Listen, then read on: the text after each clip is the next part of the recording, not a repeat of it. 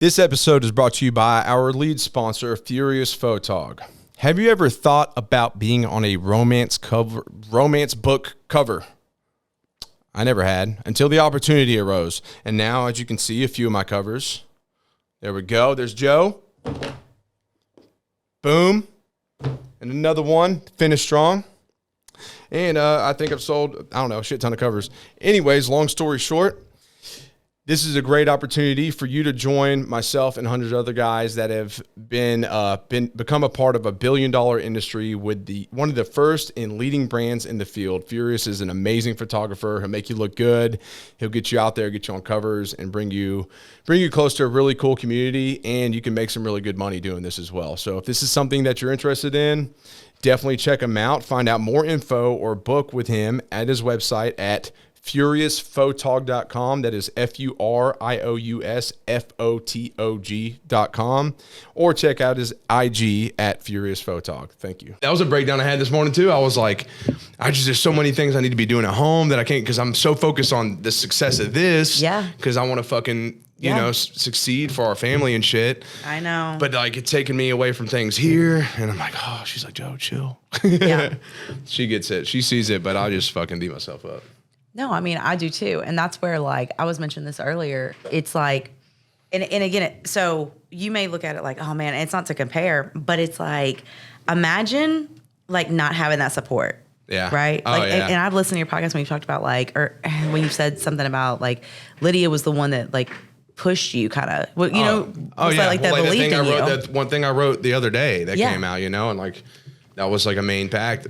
People take that for granted so much sometimes. And it's like truly when you can look back and be like, damn, like you have that. It is something that I always tell people, like, hold on to that. Like anytime you are feeling like dark or down or whatever, like that is huge, because like that's something for me that I've had to sit with, of being like, I really don't feel like I have that. That's why part of the challenge was like the gratitude thing. Yes. And like I put Lydia's name first every day. I tell her, I'm like, because you are like my fucking...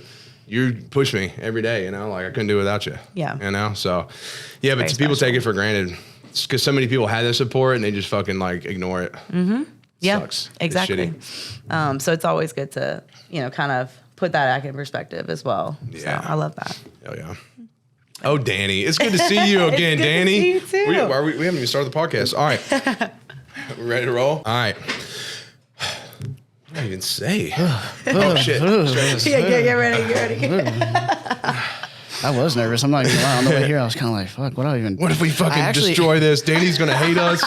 No. She's never I coming back. was thinking on the way here, like, what am I going to talk about? And I was like, what? I'm not going to talk about? First of all, it's not even my fucking show. Secondly, like, that's the whole point. I was like, okay, dude, chill the fuck out. So. It's funny. What is up, everybody? Welcome to the Relentless Pursuit podcast. It's Joe Adams, your host, with your co-host Logan Hyder of Cinema 83 LLC in the house. And Happy New Year, everybody. Well, I guess it's fucking February by the time they see this. Just don't listen to anything. Try not to pay attention to all the mistakes today. It's the first time that we filmed. Happy fucking New Year. Yeah, it's still the New Year. It's January for us. So there you go. By the time it's February, it's going to feel like July. Exactly. That's how these years been going. I know. No, for real though. It's crazy. So, but also, welcome back, Mrs. Dani D. Hey, hello. Thank you for having me. Yeah, thank you for coming back. I'm glad you wanted to be here again. She's like the third repeat guest, I think. Yeah, so still one of the only ones that have been here multiple times. Tyler's a multiple. Mm-hmm. Jesse's a multiple. Jesse's a multiple, but he was on the first time in the first edition. Right. Yeah. So now I'm happy to be back on. Like I said, I listen to this every week. Like I really enjoy your podcast. That's like, so y'all cool. Doing great. God, I'm so hard on myself. I'm like, who would listen to me? Or what we got going. I don't know. Fuck it. We'll get into that. Yeah. No, I get that. No, I love doing this. And honestly, I've really missed being in the studio doing this shit. Yeah. So it's really, honestly, super stoked to have you back, for one. And two, just to like, I don't get to see Logan as much. Like when he's here, like we're always conversating and shit. Blush, dude. But yeah, I mean, I fucking love being around Logan. Like he's such an important asset to this. And like, I just love how he's become such a really close friend of mine now. And like, he's stuck in RP Pod for life. Like he's forever the co-host. I will, even if he like disappears, I'm just gonna like put his body there or his casket. Yeah, I'll be like, listen, dude, he's fucking still part of it. Oh my God. Yeah, no, I mean, I feel the same. It's a good group to have here. Yeah. With you two. Super two cool. of the people I started all this with, really. So I knew you before I even had the business, and she was like my first client. Yeah. My first client. She was legitimately like maybe like my third client ever. And it's been fucking 5 years, dude. How about that? That's crazy. Yeah, it is crazy. Feels like it's been a long time, but like not at all either. I was literally thinking about that yesterday. Yeah. I don't even especially know. like 2020 to 2023. I don't even know what time it is anymore. Same. Because I feel like 2020, like everybody was like, this is just the longest year ever. And then you look up and it's like 2023 now. It's Yes. Like, what just happened? It's going to be a wild year. Yeah, I agree. Big things I happening feel that. in so many ways. Yeah. All right, well, right. we're back. Well. there we go. Danny, so how have you been? Whoa. Can we address the fact that you have a fucking head tattoo now and that your head is shaped? I mean, before we do anything else, can we just talk about that? Oh, yeah. Can we just talk about that for a second? Yeah. I mean, I love Danny. We can talk about whatever she wants to talk about. But the audience is probably sitting there like, they're just going to act like this man doesn't have hair anymore? Like, Yeah. Shaved my head yesterday. So that would be, what is it? Today's January 12th? Something like that. So the 11th? Oh, the 11th. So I'm going to hit him with a nice little zoom here if you want to show off. Okay, cool. Oh my gosh. So I got Lord Shiva up top. And then the Gayatri mantra on the back. Y'all feel free to look them up. Lord Shiva is like... I've never seen anything like that. I said, or you could just tell him about it. I'll tell him a little bit, but so it's all like the Vedic stuff, ancient Vedic teachings and whatnot. So Lord Shiva is one of the main deities of which I worship, and very important part of my growth and my spiritual path. And but also the Gayatri mantra on the back is like, they're estimated to be written about 1500 BC. So it's like one of the oldest written mantras in time, so it's really cool. That's cool. And it's pretty powerful. And so it's something I chant every single day at my altar. And so now I got it tatted on the head. And Jesse brought up a good point, because like I am so deeply spiritual with this stuff, and I had like an emotional day. Yeah. And I just got this stuff tattooed. Like I literally got my head shaved and then just got some powerful shit tattooed on my head of all places. Right. And Well, maybe explain, like, there's with the monk thing too, with the head shaving too. yeah, and like monks, that this part of the reason why they shave their head too is because like you open up your chakra up there to just basically no protection. Like hair is almost like this grounding and this protection you have. So when you completely go bald, like you're allowing all this spiritual presence in and stuff like that. So maybe just a combination of those things is just really like putting me through a whirl.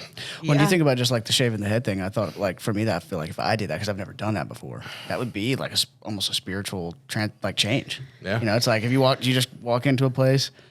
Well, I'm supposed to go like, what's crazy too is, and I was talking to Jesse about this as well, because I'm doing either this month or next month, I talked to Lydia about it. So every year, the beginning of the year, I'm going to go out in the woods for the weekend and like take a really heavy dose of mushrooms. Okay. And just like camp out or whatever by myself. He's like, me too. Preferably in the cold. Like I'm with you in spirit, But preferably in the cold, because I had an experience like that, like right after the shit went down, and my last relationship, like right after that, I went into the woods and did that. And I was like, I need to do this every year, like just for a growth thing, because you're just kind of like cutting annual, Yeah, you cut away like pretty much ties of any kind of communication. You sit with yourself, and then the mushrooms just make you like really fucking go there, especially a heavy dose. Yeah. And it just brings so much shit to light and really internalizes everything. So it's going to be like my yearly restart, and it's going to be wild, because at that time I was going through some shit. Yeah. But since then, life has changed so drastically. It's really honestly crazy to think about. So when was it? It was this time last year that you did that? No, it was like the end of 2021. Okay. So it was like right at the end, like right after all that went down. Still. So, and I just decided like 2022, I was like, that's going to be something I do at the beginning of every year in the cold. Yeah. And just really see what the experience brings me every year. It's like this just. I like that. Yeah. Yeah, I think that's great. You laugh when you say that about the mushrooms, like, yeah, whatever. But like, honestly, we were talking before we got on this about like kind of the emotional stuff going on. And sometimes I'll look up and be like, oh, it's a full moon. Okay, maybe that has something to do with it. I don't really, get into horoscope type things or know like retrograde or whatever. There's a lot. I really try to just continually, like, I don't know, like even with people talking about seasonal depression, I was sitting there like, I'm like, no, I don't get that. Like, I was like, I usually am pretty grounded with stuff. And then I was like letting these things bother me. And I'm like, what is happening? And so like, this is a little TMI, but when you do bodybuilding shows, a lot of times like females don't like have their cycle and like whatever, and stuff like that. Well, like after the show, everybody else was like, oh no, it's like back, like it's normal. Well, that didn't happen for me. So it's been like a year. And that just happened like the other day. So I was like, okay, that makes sense. Like, okay, my body's trying to readjust like more like body fat right now. But that'll fuck you up too. It did. Because I'm like, why the fuck am I crying right now? Why am I so agitated at these things? Because usually it's like when some people piss me off, it's usually like I kind of look at it like, okay, well, like F you. And then I'm like, I move forward. Yeah. But then I was like dwelling on it and sitting on it. And I'm like, why? Like, get off of me. Like, I don't need this shit. Yeah. You know what I'm saying? So I've always been really good at that. And the fact that I've had to like work at that, I'm like, oh no, this cannot be permanent. I thought I was going crazy. I think the seasonal depression, I mean, well, there's a literal condition for everything now, but it is technically a thing now too. That's like defined and whatnot. But even just anecdotally, I would say that like same kind of thing where it's like, I'm not gonna I don't give a fuck if it's light outside for 6 hours or 8 hours. Like that's not gonna make me feel. But it does. But it does. Less sunlight. It's colder. I don't like the cold. So I don't either. So it just I like the cold. It kind of puts me in a bad mood. A lot of people, it's painful for it. They don't like it, you know. And then there's obviously you just get comfortable to it. But I'm just saying in general. Right. It's like day after day after day of less and less light and cold and cold and cold. Yeah. And like I have a dog I take out 5 or 6 times a day. So it's like I'm in the cold every day. So a few weeks go by and you're kind of like, God damn it, if I walk outside and it's bitterly cold one more fucking time.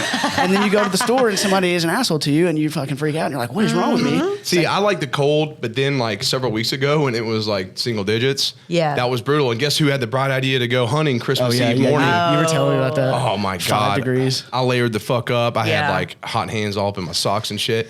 And I sat in this box and I was like, I'm good. An hour goes by and I'm like, things started to creep through my layers. Yeah. Like 20 minutes later, I'm like, fuck my life. Why? Yes. And you got to sit still because deer, you know, they're going to see the movement. So I've sat there for a couple more hours. It was about 8:30. I was like, we're getting the fuck out of here. I didn't see anything. You know, you'd think the deer like that, but no, I'm pretty sure they were tripping out too, like me. They're like, hell no, we out. I love that. So that was pretty brutal, but I mean, it was the experience. I could say I did it. Yes. But it was 5 degrees. It was terrible. Yeah. So never again. Some people do that shit for fun. Yeah, I've actually never been hunting before. Oh, I love hunting. But like, it's so hard to say that without saying hunting. It's so hard to say hunting. We got camo hats. We'll throw one of my camo hats on her. Yeah, I was telling him like the first time that I've ever gone was like maybe December of 21, I think. Mm-hmm. Fuck if I know, honestly. But it was something like that. And I went with my grandfather and my uncle, and it was a good time. For one thing, me and at the time my sister's boyfriend, we rode up there together, and we had, dude, like the big bottle of Maker's Mark, and then like a regular one and a couple little ones, like just like could kill a fucking horse. And the next day, the guide said they have never seen so much empty liquor bottles, so many empty liquor bottles. And so we had to be up at 4:00 in the morning, and I was just completely trashed, bro. Completely trashed. And but that part was just funny because, like, what are you thinking? We didn't even get there till 10 o'clock, and then we drink fucking 4/5, and we're gonna have to be outside in the cold for 12 hours. But I was telling him that it rained, but it was like 38 degrees, so it's like just cold enough to not snow or freeze. And we had to ride on a boat for like a mile and a half across a lake while it was raining at like 30 something degrees, and it was just fucking. And there was no, when you say creeping in, like by the time you step off, dude, you're toast already. Like you're still, I mean, it's already all the way through. And my brother lives on a farm, miserable. So like he has a farm, and so like they have their own like brush and stuff that they can go and like hunt and stuff. And so, but even before they had that, like I have never been asked to go hunt. Like they know that's not my jam, whatever. But like my little nieces and nephews are like killing deer like left and right. Like it's like every other day I see a picture of them with like a huge like a buck, and I'm like, great job, like good job, Zeb. Like you know, like I already told Lydia's like she doesn't really care to go. I mean, she's like all supportive of it. She's like, I went once with like my dad and stuff. I would go one time. She said, I just don't. They just to say I did it. She said they wouldn't invite her back because she was too loud. Yeah, I would be horrible. She moved around too much. I would, Well, with like we were doing duck hunting, and it's like if you see them, like you have to just completely. Like they can be a mile up in the air and they'll spot any kind of weird like human-like movement. So you just freeze and then you hope that one of them comes down close enough that you can shoot it with a fucking shotgun. Yeah. And again, I'm not hating on hunting. Like I know it's a proper thing and like et cetera, but I'm just like. See, I want to go shooting. Like actually, I love shooting. I love shooting. That would be something. See, I love going out in my deep freezer though and having some meat I can just defrost. And that's how my brother I fucking killed it. You know, like there's you take pride in that too. For sure. And you know you're getting quality shit. You know, it's not coming from whatever fucking commercial factory. Yeah. You know it's coming like you you did this. Yeah, And like I've to never me, that's like the experienced coolest that. part. Yeah. I've never gotten to like that ritual. Yeah, it's cool. But anyways, Glad there's people that do that. Glad there's people that do that. That's For so sure. we'll get on track with everything somehow. we're only at like 15 minutes, so we didn't go that far. We're off. good. So you're saying you're having like a rough couple days. We can get back into that too if you want to get started on like some of the other stuff. It didn't matter. You lead the way. Whatever you think, Joe. Whatever you think. Well, you know, you prompted me with a couple things, and I do want to get into that because, like I said, I'm having a heavy day. Like this is real shit. And you talked about like the whole like not having the period thing. Yeah. That same shit happened to my sister. Yeah. It took her like a year or so to have a period after she competed years ago, and it Yes. fucked with her bad, like mentally. Yeah. Yeah. And I mean, I don't know. It's like mine's never been like regular or whatever. And the thing is like I'm not sexually active. So for me, it was just like I don't understand why this is so ridiculous, you know? And I just kept waiting for it to like come back or whatever. And but I mean, it is because your body, like I'm under a constant state of stress. Yeah. All the time. Like all the time. And so for me, it's like I really am trying to find that balance of like how do I de-stress? Yeah, like and be present. And be present. Yeah. And like I was talking with like Antonio about it and he was like, yeah, like meditation. And I was like, bruh. I put it on our challenge. I know you did. I love meditating too. But like, I do. And that sounds great. It really does. And I am being intentional, but like by the time, I mean, I don't know. I literally was like working out to like my sermon the other day. Like I had to turn like my church on like virtually and like work out to it because I just could not. I was like, and I think what it was that I've just been like maybe screaming and kind of like trying to like, you know, say things to people and like, and reach out, but it's like never coming through kind of thing. Like it's like How so? like, When you reach out, how do you mean? Like I feel like because a lot of people are like, you're just such a strong presence. You got this going on. You got this all together, whatever. And it's like, yes, I do. And like, it's the same thing when someone's like, you know, when they're not like comfortable with their body and then someone's like, well, you're beautiful. It's like, well, yeah, I didn't say I'm not beautiful. Like maybe I just like want to like do better for my body. You know what I mean? So it's like, it's people miss the mark kind of thing with me.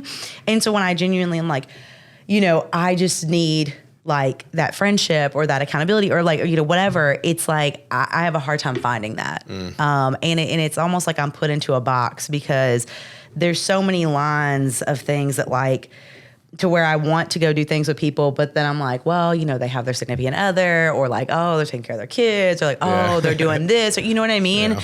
And it's just like, so you don't want to lean on other people, but it's also like, you know, I get inspired by that. Like I get like fueled by that, by seeing people that are like grinding, that are working, that keeps me going too. Yeah. And then I'm like, I can rock with that. So it's just been hard. And it has felt very lonely. You said something about that, like just the loneliness aspect, you know, of being an entrepreneur. Yes. Yeah. Yeah. Even though you're around a lot of people, it doesn't mean you're not lonely. That's exactly where I was going to go with it. Right. And like, and because like you have a huge network, and I feel like I feel that way sometimes too, because like I'll be really grateful for like, you know, people, and then like I'm thinking like all these different people, but yeah, I'll feel that way too. And I think part of that is because it's like that network hasn't necessarily been built to support you in that way. It's been built to help you, you know, build a brand and these kind of things. Right? If you think about it, like here's the thing with loneliness, and a lot of people struggle from it, you know, but at the end of the day, like think about the people that really struggle from it. They're surrounded by people. Like there's so many entrepreneurs that are worth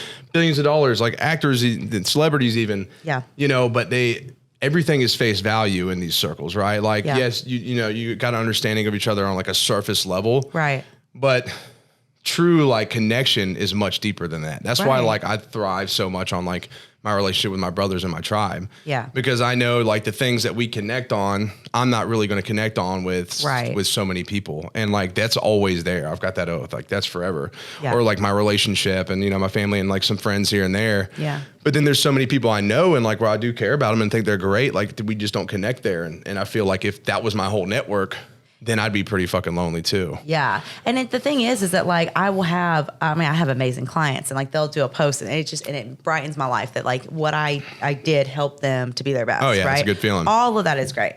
You know, feeling wanted by like sponsors and this and that. I mean, all of it is great. But, you know, it's hard sometimes when you really, cause you know how like if you, like let's say that you gave up coffee but you drink like Bangs or whatever, right? Like Yeah. it's still like one other thing for the other thing. Yeah. You didn't really fix the problem. Maybe you're still a caffeine addict, Yeah. right? Yeah. So for me, it's like I am genuinely trying to, not even trying, doing it. Like I'm 1 year sober this Saturday. awesome. So like, Nice. yeah. Congratulations on that. Thanks. I've And done like 4 days and I feel pretty good. So that's progress. Yeah, Yeah, there that's you good. But a lot of it, the reason a lot of people I think it was for my show, and that wasn't the reason. The reason was because I continually it was mentally draining, and the whole waking up the next day having to maybe apologize or say like, how did I act? Because I was going through a hard time and with loss stuff, and it was almost like I dealt with grief and things, and like no one really understood. And so when I would drink, it would be like I would just be like sad, and it was a depressant, but everyone expected me to be happy and fun. And I talked about this in my post I just had. Okay. When I was like talking about the beginning of the year, like I was just drinking every night on my couch by myself, and I'd go through. Yeah. I'd pour myself a glass, but then next thing you know, it'd be 2 bottles. And that was just like a nightly fucking basis, Yeah. And like people were like, oh, Joe, things have changed with the brand. Like you're changing. And like, I'm going through fucking life. Yeah. I'm going through shit. Like, do I have to be fucking bubbly and Mr. Positivity light all the time? Like, let me work through my things. And a lot of people, but it's almost like when you put yourself in the spotlight to be this light bringer, which is essentially like, that's a goal that's what I want to do in this world, is bring light to the world. But I don't want that to be used against me. Yeah, exactly. You see what I mean? Like I'm still human. Exactly. And so don't, and especially people close to me. And that's what it felt like was happening. Same. And so I was like, F this. Like, I'm not going to let anyone have any power over me. I'm not going to because it wasn't like I was drinking like to that extent, right? I mean, this is like just like regular, like with friends and like not like out on the weekend or whatever. But it was one of those where I was like, fine then, I'll cut it out so I can see everything very plainly. And it made everything very real and very just like, okay, so this person treated me like shit. And so therefore I'm not going to have them in my life anymore. Yeah. And it was that simple, but versus the other stuff was like clouding or whatever. I remember even being like, hey, actually, like I didn't say that. Like, you think that I was drinking? Like, I wasn't. Like, I was sipping told something. You said something. Yes, and I was like, actually, I was drinking my fight. That's got to be an eye opener, right? So that was where I kind of started getting a little bit like, okay, that's the ultimate gaslighting. Like, oh yeah, well when you were drunk, you said this. Like, yeah, really? Because I wasn't drinking. Right. And so now I can actually own it, and then that's why I'm trying to be very intentional with what I say and really think about it before, and like versus like popping off or like whatever. Because my big thing with especially this year is like I'm trying to be open and trust people again, and I just don't like feeling disrespected, and I think that people don't even realize that they do it sometimes. But it's like, and if I ever do it, I want someone to address it, me and whatever, and talk to me about it and stuff like that. But like, I'm not going to change like who I am. Like, I've been this. So no matter if the brand grows up or like you're growing it this way or whatever, it's like, I still will continue to do the same thing I've been doing because I've been doing it for years. Yeah. You've been consistent. Yeah. Yeah, same. I'm hearing a lot of that, what you say, and I'm like, holy shit, I relate. I relate. It's like one, I'm just checking off boxes. I'm like, fuck. Agreed. I get it. Which you should also feel good about. Yeah. You aren't the only. You're not alone. You should feel some kind of solace in the commonality just of humans. Just of people. And that's not specific to what you're talking about, but it is like as you're speaking, it's like, oh yeah. And that's where I have to like, again, me and Tyler talk about it a lot. And he does really help me and like kind of bring me out of that of like, hey, like entrepreneurship is a lonely time, stuff like that. But like, if you give into people and you give into people, like they will eventually like give back kind of thing. Yeah. And I guess it's like I'm in a season where I'm just waiting for that like give back. It's a balance. But, but here's the thing, and this is just something I've really had to like wrap my mind around. And to me, and I'm not like, so you said you're waiting for that give back, right? Mm-hmm. But true giving, right, is selfless. Yes, you don't zero expectation, and so I had this conversation with somebody, and I've like never really like I've always given and given. Like I've had nothing, and I've given what I had. Yeah, and like, and I never talk about it. I never fucking boast about it. I don't need to make a Facebook post because it's the right thing to do. And I'm always telling myself like, just do the fucking right thing. No one's got to know. Just do it. And. But even then, like moving forward, like in, past relationships or like friendships especially over the past year, I've given and given and given and, I don't really expect like anything material back. Right. But I do expect you to be just a good fucking person Exactly. back. That's what I'm saying. That's the thing. And so it's like, I don't expect things. No. But can we just have this mutual respect and love for each other instead of because it's harder when you're getting fucked. Exactly. After you've given and given. Yeah. And, and that's the thing That's I right feel where you I there. feel that. Okay. And so, because it does feel like you eventually feel like you're being used. Yeah. Yeah. And you're just like, fuck, I have nothing left to give. Yep. Like, I don't know. Well, I talk about balance all the time because I think it's so important, but like this is one of the hardest balances that I've, especially in business, because like I still, after freaking 5 years, like it makes me uncomfortable to like tell people prices of stuff. Yeah. Like they'll be like, hey, yeah, let's do this, and I'll be like, all right, well, it's $2,500. Yeah. I'm like, oh. But do you know what that is though? But I had a client recently do something like that to me. It was actually Amber. Okay. And she mentioned a price to me about something. And right after she said the price, she was like, no, I know that's expensive. And I just let her talk. And later on in the conversation, I came back and I was like, by the way, I didn't say it was expensive. Right. You said it was expensive. Exactly. And because I do the same shit. Yeah. Well, what I've seen from that though. I know that's what I'm saying. I noticed it. I was like, damn, that's kind of what I do. So a lot of people, they'll be like, Danny's really expensive or And I like love you, whatever, Amber, right? I'm not talking crap. You know Yeah, what I'm saying? yeah. She knows. But- As soon as I said that, she's like, I know. Right. So people will be like, oh, I mean, Danny's really expensive or whatever. Okay. All these things. And I'm just over here like, okay, like then it's not for you. So like, that's fine. Or it's not the right time or whatever. That's not what I'm saying. But like, for me, it's like, I don't know. I think that from what I've seen from that, it comes from an insecurity spotlight. Like you don't believe 100%. that your price 100%. is or like whatever. Yeah. And I catch myself doing it sometimes too, because like I even like just took on like a few more clients. I said that I wasn't going to, and I did. And I was like, damn it, you should have just said the price. You know what I mean? That you originally wanted with that one. But I was like, okay, living, you learn, whatever. But you're still, so you're not like, you're continually moving forward with that. But like, don't be uncomfortable. Like, you can do this. And so it's like that kind of like grounding, you know? Yeah. And so basically my point was, I guess, is that it's a very interesting balance between like, drawing boundaries and also like trying to be, because all three of us, I guess, are that same way where you do want to give and you do want to like, look, I'm, whatever. And But your time is so valuable. But at some point, there's got to be a point at some point, Yes. right? And it's really difficult, especially when that's how you are just naturally. Yes. But I also have learned over the past, especially year, with people like kind of taking. I'm like, this is a business, you know. And some of my clients really get that. The ones who've been there with me for like a long time, they explain that to other people that maybe are like, wow, like she's so expensive, or this or that, or whatever, right?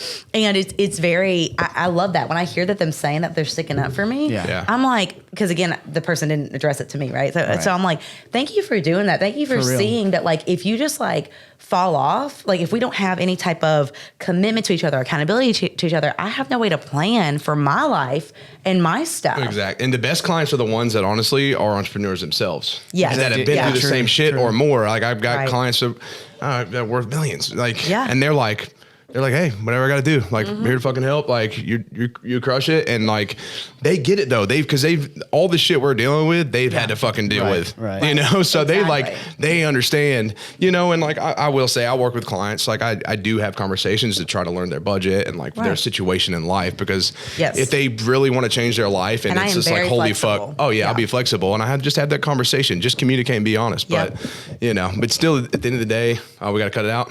Fuck. We'll get back to it.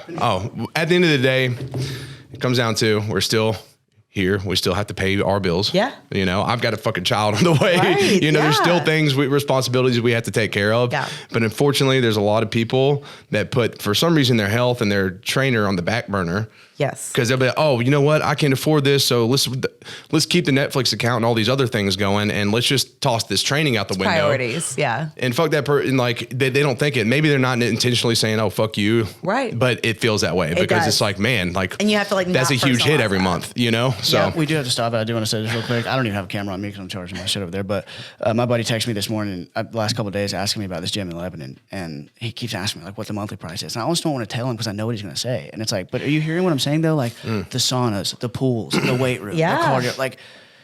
What's the issue, bro? Yeah. Like, and this guy fucking gambles all the time. I'm like, bro, just don't bet on sports for one weekend. For one weekend. And I bet on sports too, but like, my guy, $45 a month for that is nothing. So if you would love to keep supporting the Relentless Pursuit podcast, one, go buy some merch. Check us out at relentlesspursuitlifestyle.com. Check out what we have. And, that would really help the traction and keeping things going and rolling, baby. Also, check us out at Relentless_Pursuit on Instagram and Relentless_Pursuit_HQ on Instagram as well.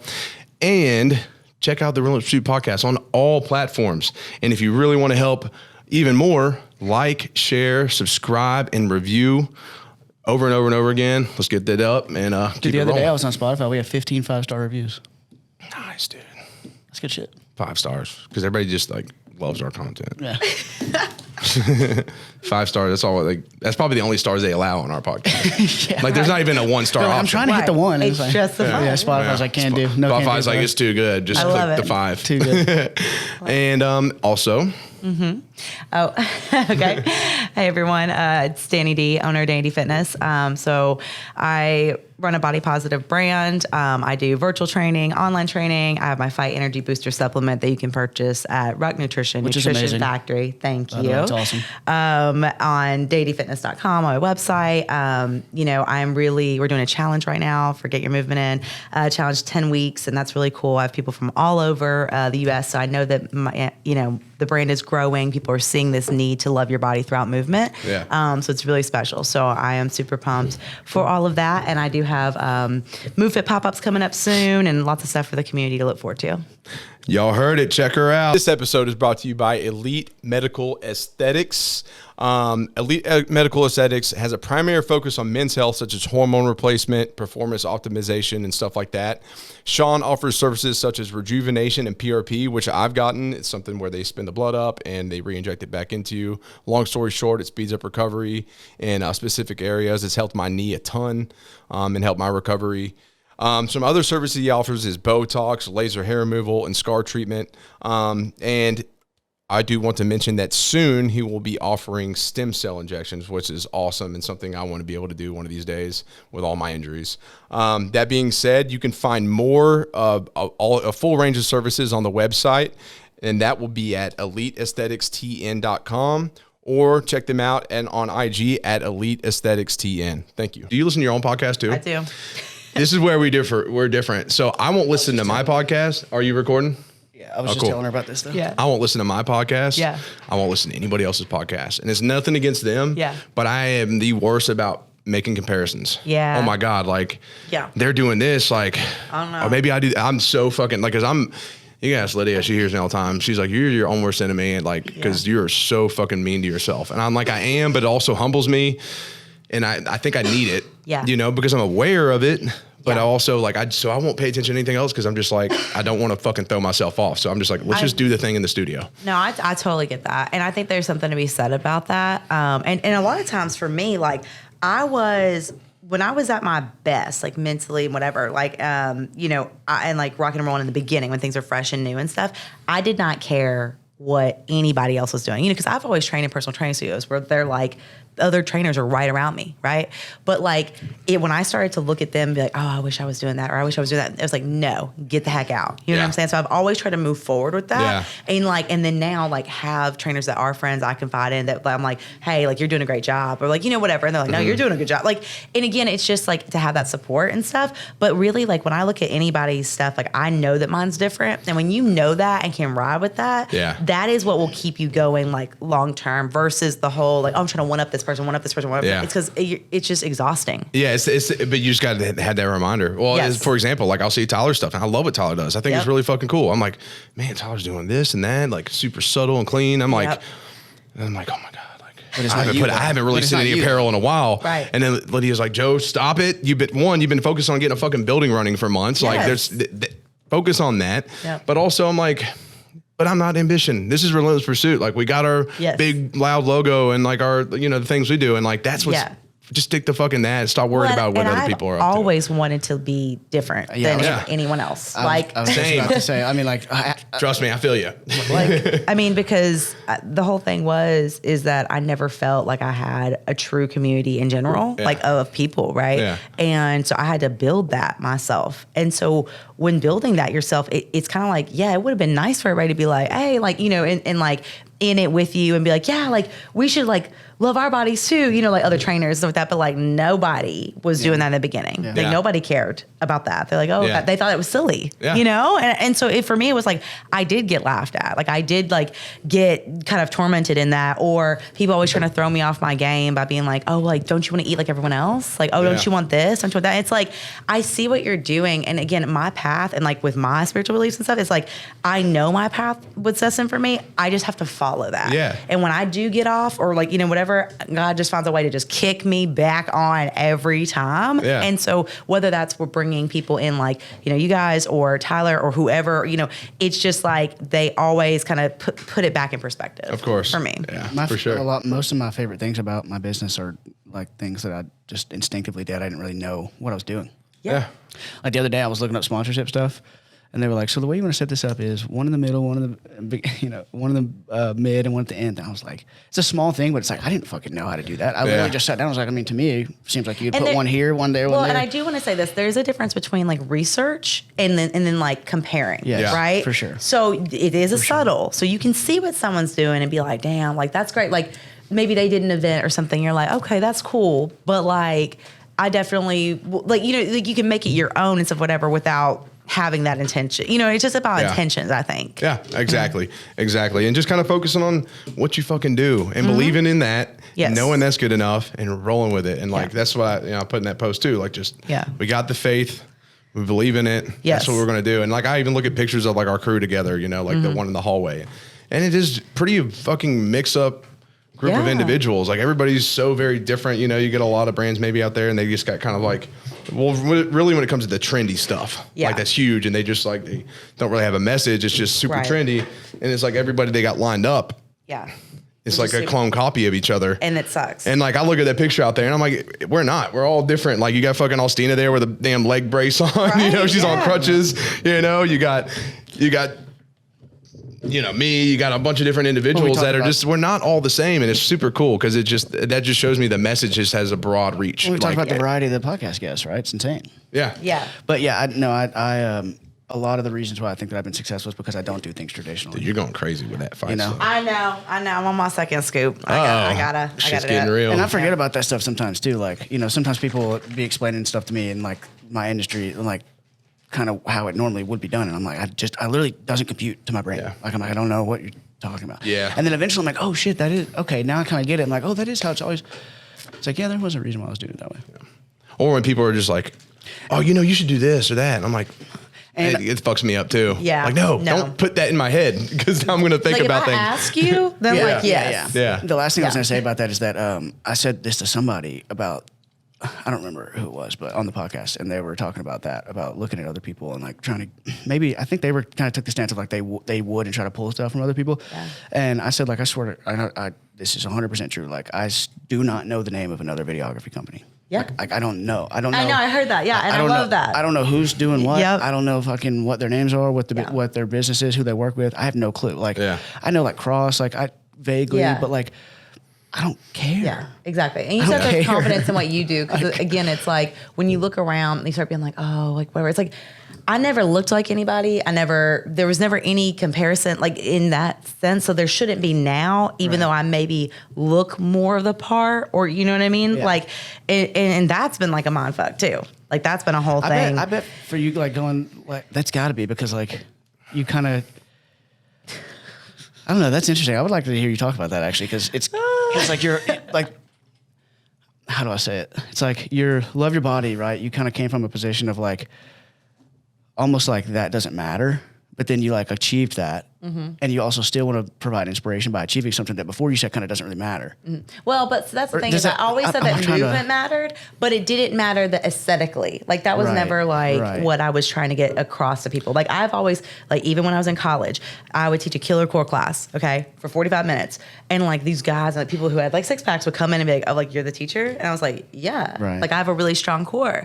And so when I could outplank you or outdo these things, whatever, like in that setting, they were always just so surprised just so surprised because they're like, oh, and I'm like, yeah, I still have a core. Yeah. There's just body fat over it, but right.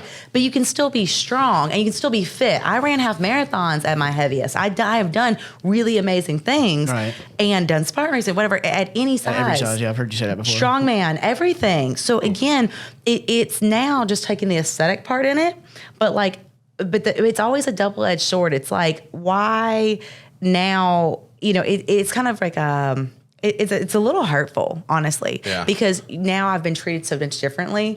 Like for example, like I've known people for years, and the fact that now people start looking at me different or talking to me different or touching on me different or like whatever, you know what I mean? It's a very it's kind of, it's very hurtful because I've still just been the same. Like you say, oh, well, your confidence grew. Yes, but for the past couple of years, my confidence has been there. I would say that doing what you were doing before took more confidence. So this is where fitness fucks up. Is by putting too much emphasis on the aesthetic part of it. 100%. Like, don't get me. Go ahead. I was just gonna say that's why it's so interesting to hear how you're navigating this, because again, it's like you've kind of been all over the place when it comes to that. But that's what I want people to know, is that no matter what size you are, no matter whatever, you can accomplish amazing things. You don't have to get to X amount of weight or X amount of body fat to accomplish. Again, if you're doing a specific sport, and that's like bodybuilding, you have to be like lower, whatever, and stuff like that. Yes. But just in general life, like, if you want to go run a half marathon, then go fucking run a half marathon. Yeah. Well, who's stopping you? The aesthetics is a consequence of doing the right thing. Right. Exactly. And more so me having my relationship with food. For example, anytime a guy would frustrate me during prep, I would literally just would be annoying, or they would like, I want to come over, or this stuff, or whatever. I'm like, you're going to take me off my path. You're not serious. You're not intentional. You're not asking me on a date. You're not giving effort. Mm-hmm. Yeah. Wow, you want to come over? Get the fuck out. You know what I mean? But again, so when they would do that, I would immediately response. It wasn't even chocolate. It was one of my gold bars, which you'd be like, oh, that's not bad for you, whatever. But I wanted to eat that. It's a behavior. Yeah. So again, addressing the behaviors of it, because as a child, that's what I did, where I was like, I'll show you, and then I'd eat a whole pizza. But it was that's not hurting them. That's hurting me. Yeah. You see what I'm saying? Yeah. And then I got to live with that. Mm-hmm. So really addressing it and being mindful, because I had a good hold on it. But then when stuff got a little stressful, and especially when it comes to relationships and stuff, I would just go back to that. And I was like, no. I remember laying there at Connect and being like, fuck this. And I threw the gold bar aside and I was like, don't talk to me again. Yeah. And just block that person. Yeah. And again, that might be a little bit harsh, but it's when we talk about the whole giving and giving and giving thing, it's do not use this circumstance, to get something from me, Yeah. So the question, and you're kind of answering it, but so you're saying that it's kind of hurtful in a way, right? But also I'm sure you're very proud. Yeah. Oh, I'm so proud. So yeah. How does that that's got to also be on a third level frustrating, where it's yes. I'm very proud, and then I'm feeling a negative way because of the attention I'm getting, and now I'm frustrated because it's I should just be proud, but now I'm having to deal with So how do you navigate the balance between being such a mix-up of emotions? Yeah, being proud of what you've accomplished, but also some of those negative things that you're seeing. How do you balance that? Yeah, I mean, I'm right in it. I'm working towards balancing that, right? So for example, for me, it's I have to really be in tune with okay, let's check off the basis. Your leg, today I have no pain in my leg. Awesome. And I did heavy lifts, and I did heavy deadlifts yesterday. That's a positive.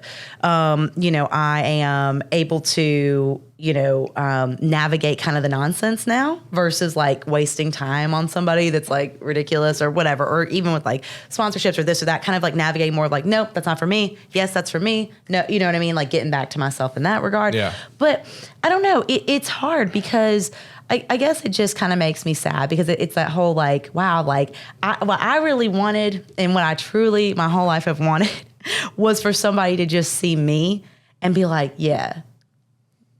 That's it. Yes. Dani, you're the shit. But not for any accolades, not because of the tire flip, not because of you lost all this weight. Why it's so inspiring. I've had so many guys be you're so inspiring. Okay, awesome. I want to inspire people, but when it comes to that sense of actual connection, if I lost everything, I know the people literally on my hand that would be man, I still love you for you. Yeah. And that's so hard when you know what? You've always good. I mean, but that's I've good. just had this conversation with Lydia. yeah. I was like, what if I just fucking lost it all, burned down? Like, Yeah. you know, you get to a level of success and everybody thinks like, oh, you're doing this and that. And then things just fucking crash and burn. I said, in a way, like, that's not going to fucking happen. That's not an option.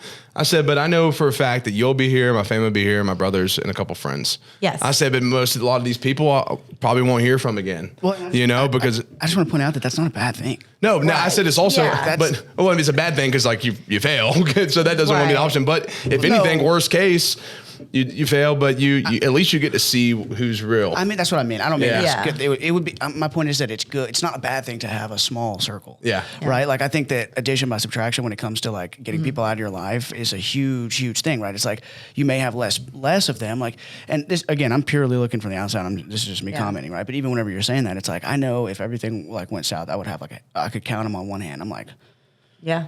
well. Yeah. That's still people. I mean, you know, it's not like Yes. it's not like. But it's easy to like when you don't have an immediate relationship, like an intimate relationship, or if you have lost your parents or whatever, right? Like to actually be like, no, like I am really alone, right? And so that's why I treat like my friends and people like that like family, like I really do. Yeah. And I'm trying to be there for them as well and like navigate everything, like do the whole prep and all this stuff and whatever. But like I said, like anybody that's gone through a weight loss journey can deal with this about being treated differently. But like I imagined when I was going through my business and whatever, I was like, you know what? I was like, if I was this size or that size or whatever, it wouldn't matter. Like nothing would change, right? And it even from like. It's like nothing changed. Like nobody's still asking me on a legitimate date.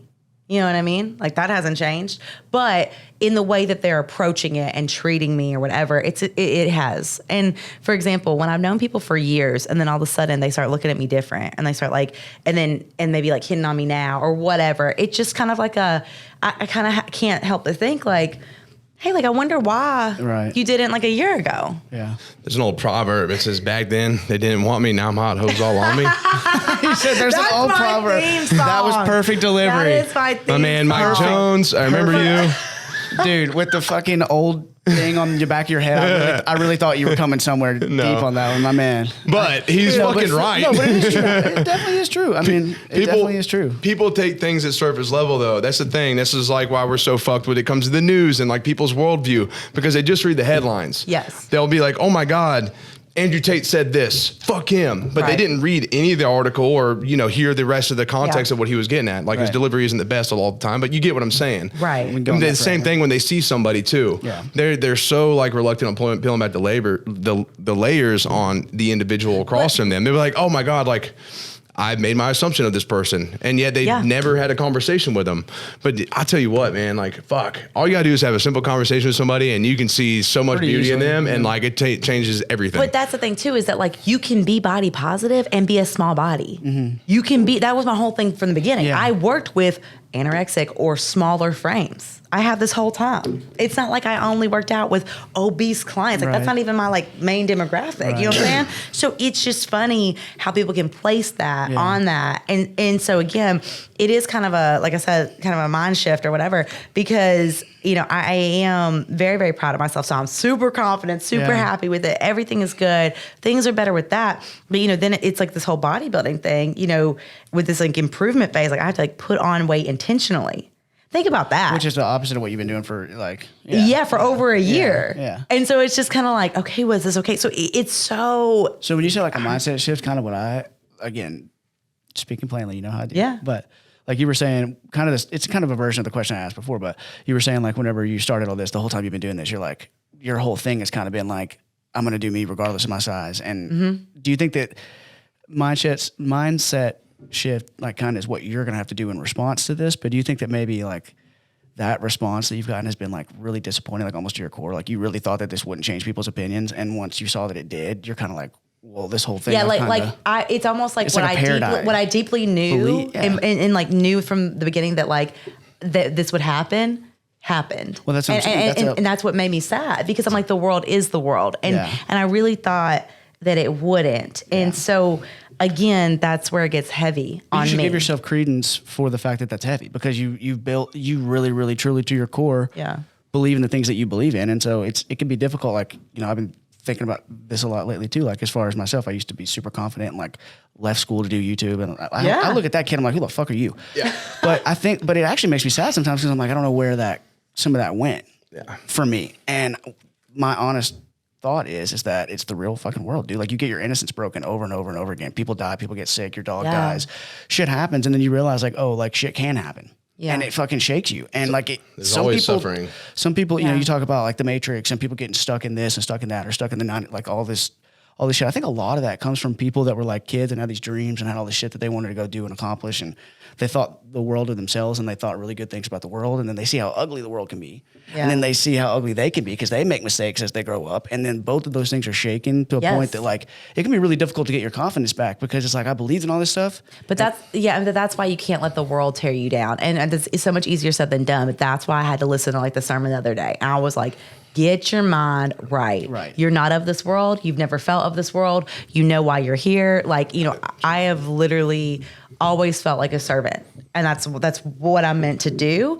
And so for me, I kind of used to be like, you know what? Like God is going to bring me somebody and like, it's going to be great. And they're going to be whatever. Okay. Both times I asked him for someone, like I was like, hey, come on. Like it was literally I'm ready. Like I deserve this. I deserve to be happy. Like all these things. Right. And that was like outsider people coming at me too. Right. Like, well, you're so great. I don't understand. And like, you're so this and you're. And so for me, I was like Lord, please let this happen. Well, he let it happen. Yeah. And I had to learn that like, stop rushing that process. And also if I live my whole life and it is sad and it does make me kind of sad that I can't share all of this with somebody like intimately like that, then I am going to really be intentional with like the people who he did bring me. Yeah. You know what I started reading the other day? I don't think that's going to happen, Danny. No, it's not. It's not. I don't. I truly don't. I think first of all, I mean, well, we can get into that for a second, but I did want to mention to you real quick because it's exactly what we're talking about. Like, I actually started reading the 4 Agreements last week. So I was going to bring that up. Have you read it yet? No, but I heard y'all talk about it. I'm not even to the first agreement yet because I'm really taking my time with it. But the fog in the beginning is really what helped me crystallize this. It's like, and he also talks about like, because in the beginning of the book, he basically tells you all these things that have been put on you, right? Like, which is what you've heard. And then the rest of the book is like kind of unlearning some of those things. But he kind of paints this picture of like, you are the way that you are because of this, that, and the other, and like all these external forces, really. And he describes it as like a fog in between people, where it's like you can't even really see who you really are because there's so much other bullshit going on. Well, because you're born, and then someone's like, hey, depending on the parents, like this is what you believe in. You're like, okay, you're a Christian. That's the only way. This is who you are. This is like what you're, you know, all these things. Like you're given all these things, and kids don't really realize it. They're usually pretty innocent for quite some time. But then as they grow, those things start to become part of who they are. They never asked for it. This is just kind of like, no, this is what you are. It's kind of beat into them. And over time, they build like this prison, and it's like this box in their head. And that's the whole idea of the book, is to like, because honestly, people talk about freedom. Like, we're going to fight for freedom. And it's like, dude, fucking freedom from like oppressors and shit. That's not true freedom. Like all real freedom is here. If you can free that, then you're fucking free. And that's the idea behind it. And so, and a couple of things that you talked about, you were like really wanted to work on your word. And one of the 4 agreements is being impeccable with your word. Yeah. And also another thing too, that because you were talking about how you're like, maybe you were thinking this, but you were talking about how like, you know, people are looking at you this way, or like, you know, that's where I was going. Don't take anything personally. That's exactly where I was going. Don't take anything personally. Because at the end of the day, anything. You have we don't have control. I don't have control over your perception of me or what you may think of me. I know who I am, and I'm comfortable with that. If you feel a certain way about me, then that's on you. Oh, for sure. And that goes along with everybody. Now, it's really fucking hard to do. And the last agreement is always do your best. And so you try your best to fucking remember these agreements. Yeah. I fail every day. Yeah. But I always, the next day, I'm like, I'm going to do my best. Right. You know, so. And another thing that brought that to mind too is that, well, the judge and the victim in the courtroom and that kind of thing is something that, again, like we talk about like instinct, and it turns out to be true. And you're like, well, that must have been, for me, somebody must have put that in my head because it was right, you know. And like, this is another one I've been picturing that courtroom, but in my head, it was like an interrogation room, swear to God. And I've told people this whole visualization that I've had. And then I read that book, and it's like the whole purpose of it is explaining this. I'm like, that's fucking weird, right? But I think I was guided there for that reason, right? But another thing that I really loved and brings it up to you is like, kind of, I guess one of the things you would say that you agree to, or that is beaten into you, or you're conditioned by, or whatever, is that you get to a point where you start one thing that's interesting, he says that you don't have to be domesticated anymore because you auto-domesticate. Because the things are so ingrained that now you don't even have to be told no or yes on certain things. Your mind just does it for you. And that's when you start to get really ingrained with it. Right. But one of the things that I loved, because I've also thought about this lately, I'm like, why am I so worried about what this person thinks? Like, this is like what's best for me. But like, I physically feel resistance. It's like, I can't just, and he says, you learn to live your life through other people's points of view. And I fucking love that because I'm thinking that's exactly what it is. Because what I really want to do is live my life through my point of view. Yes. But I've been told that your point of view is wrong or that you're this, that, or the other. You're beat down. Like I said, your innocence is broken over and over again. And you think, well, maybe it would be better if I just like toned it back so this person's a little more comfortable. Maybe it would be one of my favorite poems is Our Deepest Fear, right? Our deepest fear is not that we're inadequate, it's that we're powerful beyond measure. But one of the things in there, that's the part that people know, but one of my favorite parts in there is, says there's nothing enlightened. I think about you a lot whenever I hear this. So this is very applicable to you. It's like there's nothing enlightened about shrinking so that other people don't feel insecure around us. Right. That's what it says in the poem. There's nothing enlightened about shrinking. And I love just thinking about it like that. There's nothing. You think you're doing somebody a favor. You think that you're. Think that you're like, I'm not going to make you feel bad. But actually, and the last line of the poem is, liberating yourself from. As you liberate yourself from fear, your presence automatically liberates others. Yeah. So just by being yourself and not being fearful like that and truly being that way, yeah, this is going to make some people uncomfortable, but you're also going to, people are going to see that and it's going to inspire them. Yeah. And that's why people love authenticity. That's why people love podcasts when you're being yourself, because you're just being your fucking self. Right. Yeah. Well, that was the thing. You're I said this earlier. I was like, I just like piss people off. It gives like, people, I don't even mean to, but just like me being me pisses people off. It's almost like you gives other people though a license to also be themselves is what that means to me. It's like, in a positive. Yes. And so that's why I'm like, either way, it's like, I can't dictate who's going to like take me for how they do and stuff. But again, it is like, yes, you can sit with that. But after a while, it's the same thing with like I tell my clients, like a lot of times their trauma with like how they see themselves is because their mom or somebody was like always like telling them like, hey, maybe not eat this, or maybe you look like this, whatever. So it's like after you hear it or after it happens over and over and over again, it does tear you down. And so you can be as positive as you want, whatever, but it wears on you. And so I guess that's where I'm meaning more so of like, I still continue to keep doing what I'm doing. I don't alter anything. I don't change anything. I don't, especially with my views on like what I'm moving forward with like being sober for a year, the other things of like, whatever, with relationship stuff. So it's just like, for me, like, I don't want to, I don't know. I don't want to let that negativity even just like kind of be around me at all. You know? Yeah. But then again, it could be lonely because you're just like, cut out. Yeah. Get away. You know what I mean? Yeah, but that's just the universe. The right people will find you though. That's the universe, like literally ridding you of that negative energy just to let the positive shit in. Yeah. And I truly believe that because I just had somebody else kind of cut out of my life. I'm like, what the fuck? Yeah. And what I've realized too is when you bring light and you are positive and you are authentic. Yeah. That's a threat to people too. Yes. And so people that aren't that way or the complete opposite, they want to self-project to you. So all the problems they're stating to you and like what your issues are is really just fucking stuff inside them that 100%. They're too afraid to look in the mirror and confront. So they're like, I'm going to hurt this person that's been nothing but good to me. Yeah. And I'm going to say some fucked up shit. Yeah. When the mirror. And then guess what though? They can't take that back. And it's they're self-projecting. Yes. You're like, wow, this sounds like everything you're saying is literally you. Yeah.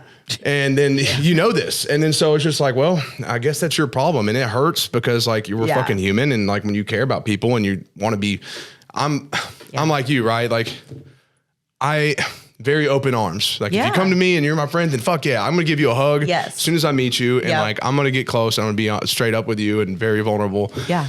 But then at the end of the day, like that's just us. That's just how we are engineered, right? But we can't expect that from everybody else as well. No, and that's the thing that will mess people up for sure, is having these expectations. And back in the day, I feel like I had these expectations where I'm like, if I can make this brand seem like, be this great and really, reach people and whatever, like the expectation was that like they'll believe it too, or people will treat it with respect. Yeah. They don't treat it with respect, So, a lot of people and my close people do, but like, again, everybody just puts it off on the side of it, things like, oh yeah, like love your body, like whatever. It's like, no, like it's a way of life. Yeah. Like to seriously, most of the people you see out like walking around and stuff fucking hate themselves, or they don't love how they look or whatever, right? Yeah. They're uncomfortable.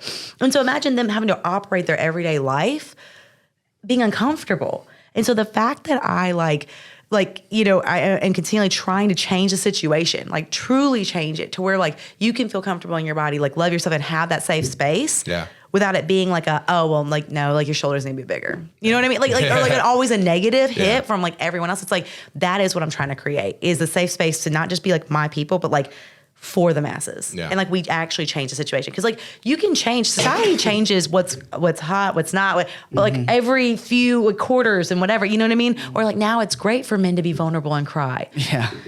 You know what I mean? Where was that like a year ago? Yeah. Where was it 2 years ago? You know? Yeah. So again, it's seasonal. So if mainstream media can change that, I believe I can change that. Yeah. And if people were like, oh, well, Dani, whatever, it's like, then that's my dream and that's my cross that I'm going to bear. But like, that is what I'm meant to do. Because I've even had a close friend, like a best friend of mine, tell me and say like, Dani, like, I mean, you're not gonna change anything. Like it's always gonna be this way. That's it's like, no, it's not. You know what I mean? So again, if I believe in something and have the power to, and now I'm instilling that in other people and they believe it and they're sharing it and they're changing lives, it's like, this can go. Yeah. Like, you know? Do you think the most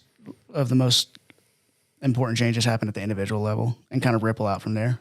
Yes. Yeah. Yeah. Because so to me, you're doing exactly what you're talking about. Yeah. Like, okay, maybe you don't have fucking 10 million subscribers right now, by the way, but I've been there since the beginning whenever there was 5 people showing up and now we're doing fucking, you know, 5th and Broadway and shit. And so like, if you do believe that real change happens at the individual level, you've seen real change that you've made in individuals' lives. Yes. And to your point, what do they go on and teach other people? Yes. What kind of messages are they? And that comes rippling. from you. Yeah. And it does. And it's rippling and everything like that. And so I do. And I love that. And that's what gets me excited and gets me hyped for stuff.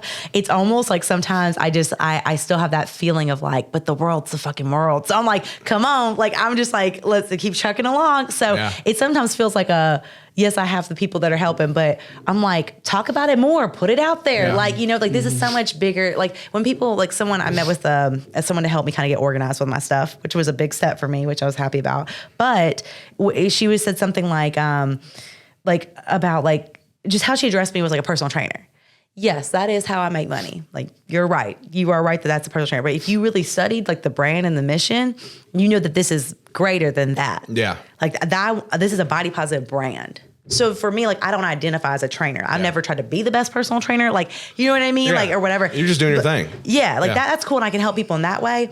But the tactics, the tools, the things that they learn in that training session, that is what will change the situation. You have a message. And the main thing is just leading by example. Like if you create something like that, then fucking be that. Yes. You know, like you have your message that you put out there, then you, by God, you better be fucking being every bit of like what Dani D Fitness is, you know? This episode is brought to you by the Music City Fit Expo. This is the largest fitness expo in the South, all held within 70,000 square feet at the Nashville Fairgrounds. There will be more than 150 fitness vendors ranging from apparel, gyms, to supplements, and more. This is going to be at the Nashville Fairgrounds May 13th. Come out, watch tons of fitness events, meet 4 times Mr. Olympia Jay Cutler, support vendors, and meet tons of amazing people within the fitness industry here in Middle Tennessee. All of this and more May 13th at the Nashville Fairgrounds. For more information, get your tickets and head over to musiccityfitexpo.com or find these guys on Instagram at Music City Fit Expo. Thank you. It's the same thing with Relentless Pursuit. I wrote about like how like I was sitting there drinking every fucking night and I was like, this isn't Relentless Pursuit. Like I'm being a fucking relentless loser, sitting on my couch fucking depressed. And I'm like, fuck. And I couldn't help but just constantly think that. But I'm like, how am I going to get out of this rut? And you know, things change. I just had to fucking work through it. But, you know, like at the end of the day, like, I don't know, I got to live RP, you know, and like maybe I feel sometimes it makes things a little more difficult. Yeah. Like I feel like tests just get thrown at me like more so than they ever have before since I started it, because I'm like, fuck, I gotta keep moving forward, you know? But so I don't know, it's weird. It's like I was like almost like put a spell on myself by like owning that. But at the same time, that's how you had the most effect, I think, is being authentic and living what you preach. Yeah, for sure.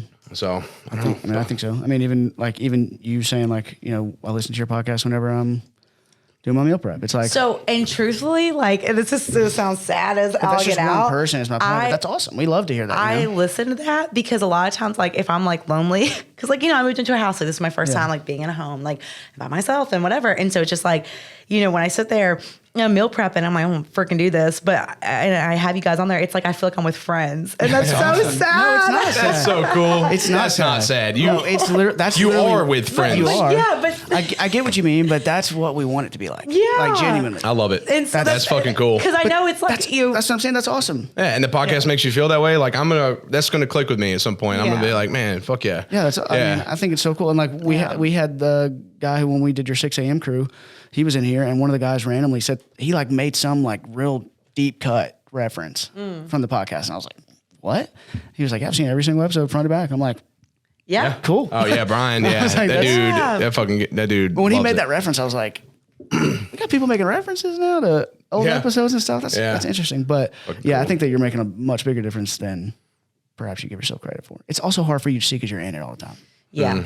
I've been there with you from, like, not from the very beginning, but Yeah. damn near. I mean, you got your LLC in 2018, 2017. 2017. Well, I said it's hard to see what everybody else sees. Yeah. Sometimes. It is. And so that's why I can almost feel like then it's now like an expectation. Like, oh, you should be like bleeding black and blue. You know what I mean? Like, oh, you should be this. So it is like it's that fine balance of that, but just being your own hype man. Cause that was something for a moment there. I had like a hype man. I felt like, with Blake and stuff. And he really was my hype man. And I kind of got comfortable with that. And now I'm like, I don't have that. So it almost felt like something was taken away, But then I have to remind myself, you've been doing this by yourself. Yeah. Right. You've been in this. Like, you've had to set up move fits by yourself, promote, post, do everything, literally, like, no help. And the fact that you have people, like, I have friends that are like coming down from other states and whatever to come to a move fit, to make something happen, to be there for me. Like people wanting to help now. Yeah. Like, that's huge. So just getting all that organized, like, is kind of overwhelming, but it's like, you have to continually remind yourself that, like, even when other people will come and go and leave and whatever, or maybe it was nice to have that hype and that extra, but like, you got to find that hype and you have to always remember that. Yeah. And to the other side of that coin, when you talk about the loneliness factor, though, it also, you do need a support system. Yeah. You can only do that for so long by yourself. Yeah. Without having, I mean, it's just not, they say it takes a village, right? Yeah. It really does. But I have to be, like I said, open to letting people do definitely do that have to be too. open. So Yeah. that's why this year is more like about being open and being mindful that, like, not everyone is going to screw you over or like use something against you or this or that, whatever. So again, like, moving forward with that. And I really feel like I have done that with like taking these steps forward. But I think for like most entrepreneurs, sometimes we're like, we gotta do all of it or none of it. And I was like, dude, like, something that prep taught me was like one foot in front of the other. Yeah. Like roll out of bed, get to the cardio machine, get to the Stairmaster, get on it. Okay, you're on it. You're doing it. Yeah. Crushed it. It's done. Check off the list. You know? Oh yeah, without doubt. And so it's kind of like when I keep that mindset, it makes things much more tolerable, like much more manageable. Fuck yeah. So I know I keep jumping back in, but I do have a question. Yes. Take this, as deep as you'd like to, but I'm curious, Okay. right? So Uh-oh. what I kind of see you describing here is like that you're like, you have like this thing that you're trying to build, right? And so you're like pushing as hard as you fucking can to get it there. And you're experiencing natural frustration, everybody, right? That it's not growing fast enough and these kind of things. I think a lot of that's natural. But my point is that that's kind of like your main focus. Now, on the other hand, you're describing kind of like some personal loneliness, right? So hypothetically, let's say 5 years from now, let's say 10 years from now, just to put it even deeper. Yeah. 5 to 10 years from now, let's say your brand is hitting all the marks. Big following, making a big impact generally, but you feel the same way personally. Is that a trade you're willing to make?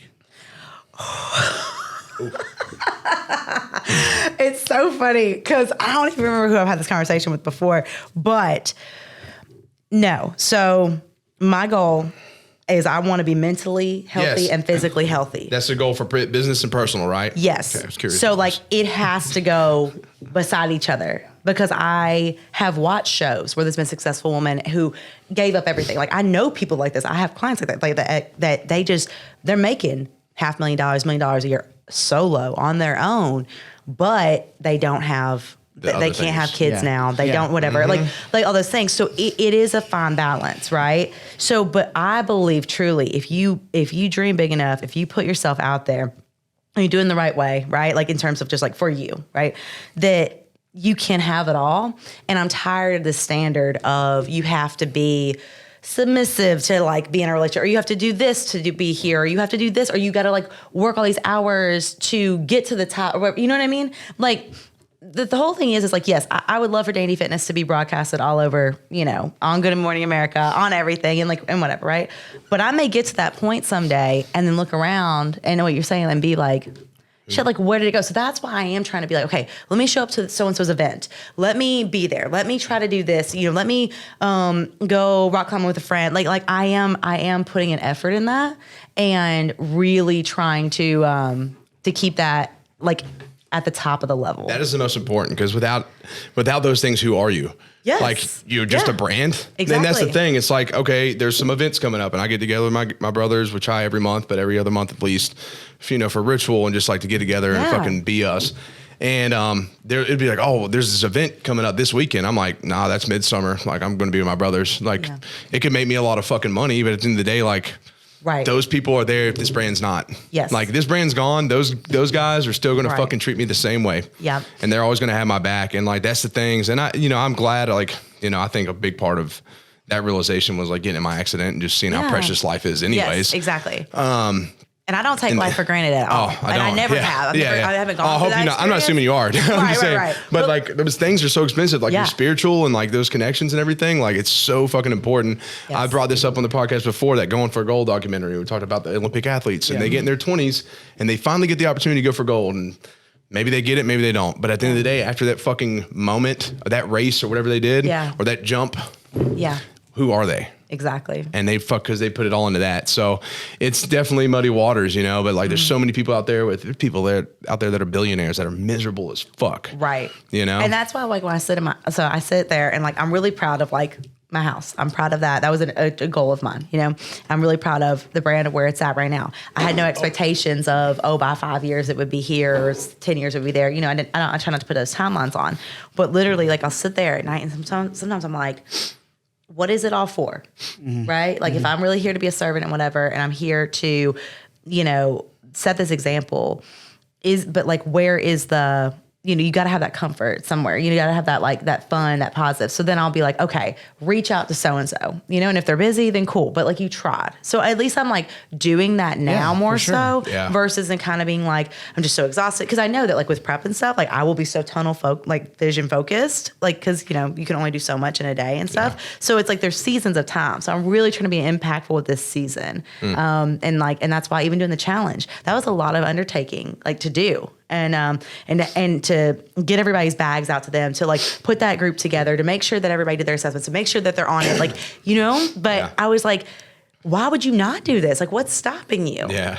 You know? So, and that's how I always have been. And so I think that sometimes like the negativity, I was like, can cloud that and kind of get in the way. And so I was like, no, like you're moving forward with that. Yeah. So. But at the end of the day, like, here's the key though. You got the awareness. Like, I get in my head all the fucking time, but we have awareness, you know, and it doesn't, like, those things don't take over to the point where it's detrimental and it fucking ruins us. Right. We can step back and take a breath and be like, but, you know, this is the fucking focus. And then it kind of helps out. I will say, if any men are listening to this, there are a lot of guys. Yeah, that have like, this is the problem. And maybe it's not about me personally, but for your girls, if stuff isn't really like working out for you, just put some effort in. Like, I am so tired of these guys pursuing me and literally being like, yeah, like, I want to take you out. Okay, great. Like, yeah. So like, whenever you want to do that, here's my number. Like, send me a plan or whatever. Let's do it. Nothing. Like that. It's almost like they pursue me. They like do this other thing or whatever. And then they want me to chase after them or me to do whatever. And I'm like, bruh, like, you pursued me. I hate that. You know? I will say, because I will say, like, Lydia messaged me first, you know. Okay. But that being said, well, she had like hearted a picture, so I actually messaged her. I said something to that, but at the end of the day, like this. But we went on our first date, and like I was putting an effort off the bat. I was like, any chicks like I was talking to, I was like, listen, I can't talk to you anymore. I was just like, cut strings. I was like, I fucking want to go into this. Like, this girl gives me a feeling. I swear, like the next day, like she just wouldn't text me that much, and I was like, oh my god, like what did I say? Or like I was like, hey, can I bring you coffee? I'll be over there in a minute. And so I like showed up and brought her Starbucks. I was trying so fucking hard. Yeah. And then but look at us now. You know? So, but like that's so cool. And do you find that those people that you're talking about, like the guys, are they typically the same type of guy?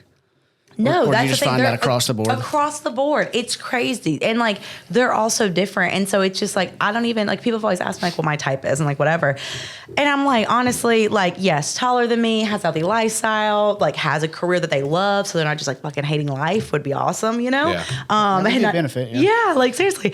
And so, you know, it's one of those things where I'll have different people. I have entrepreneurs with a lot of money. I'll have people who are entrepreneurs that have no money. Like I'll have, you know, guys who are older, younger. I mean, everything, but they pursue me to like, dang, like, and you're beautiful and this, and that's a lot of that comes at this thing now. They're coming at me with like, you're just so gorgeous. You're so this, you're so that. I'm like, great. Like, thank you. But like, you're picking the wrong person to try that. But that's nice that like when they say that, I don't really get, if I was in a relationship with somebody and they told me I was beautiful, that would mean a lot. Okay. People just saying that, I'm like, well, that's what I mean. You're not the type that's like the wrong approach. Do you see what I'm saying? It is. What was the good approach is like, hey, I know you work like literally all your whole day, every day, but is there a day that like you want to just like go ride around in the truck and like let's go do something?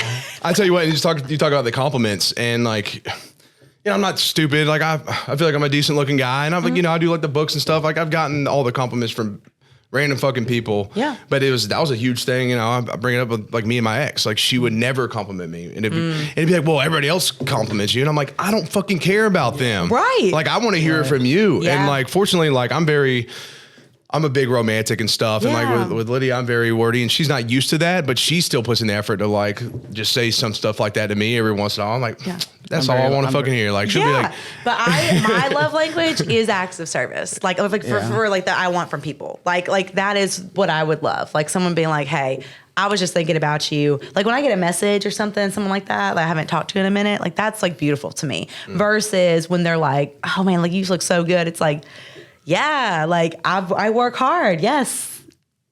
You know what I mean? It's like awkward. It's like, it's like next. But seriously, Like so I said, that's it's the wrong approach for you because you have very specific like non-material or non like I guess material things that you're like looking for. Exactly. Yeah. I don't know. I'm big on love languages, but I think, you know, I'm gonna hit y'all with something. Yeah. I think we need to put in effort to apply all of them. Like I try to like all the love languages. I try to apply to my relationship. Like I'm not big into material things, so we don't really buy each other a whole bunch of shit. But like, you know, we definitely will like do random stuff like that, just every once in a while. Yeah. But it's like, oh, it's nice. Or like, you know, I'm big on the compliments and all the touching. I think it would just, why does it just got to be one? I'm like, if you really love somebody, why can't you just like fucking bring all those languages in together and just make it a fucking world of that? I don't know. That's just how I feel. I also think like for men, this day and age in particular, we talk about this all the time, but certainly not an excuse for anybody to treat you anyway that's not, you know, what it should be, but the emotional and emotional intelligence of the male population at the moment is not fantastic. And also like even just, you know, just knowing how to, you know, now it's like, I was thinking about this earlier, it's like now you have to say like traditional male values. Like I just grew up, they were just male values. There was male values, but now it's like traditional male values. It's like, I mean, I'm big on traditional. I got like literally a book about traditionalism over there. But I was thinking about that this morning. Like you didn't used to have to say traditional male values. Now you have to say that, or else you're like. Females tell me all the time, they're like, that shit really is dead. I'm like, dude, I'm holding out for that. It's not. I had a girl tell me. Why would you want? I don't understand. I mean, maybe I just don't understand it. But why would you want that to be dead? I wasn't. Chivalry to me, tired of it. Chivalry to me is based on. It should be based on respect. Yes. Open the door, like all these kind of things. Like when you hear. Thank you. I want that. I want that gone. It's like, why would you? Clearly, you have a not correct view of what chivalry is supposed to be. Right. And I think that's a big confusion too. We've talked about this before, where there's a big crackdown on traditional males, but really what it is males who exhibit strength, really in any way, right? There's a big crackdown on this, and so because that's a threat to. Well, Don't get me going down this rabbit hole. Oh, yeah. But strong men with values is a threat to the fucking societal. Well, and I was thinking about this the other day. If they can convince you that the battle is so scary, if they can put so much fear in you that you don't even try, well, it's like the auto domestication thing. It's like you're so fucked up they don't even try to get better. And then men are like, well, what am I supposed to do? And it creates a lot of anger and et cetera, et cetera. But my point, what I was going to say is that a lot of men don't have that.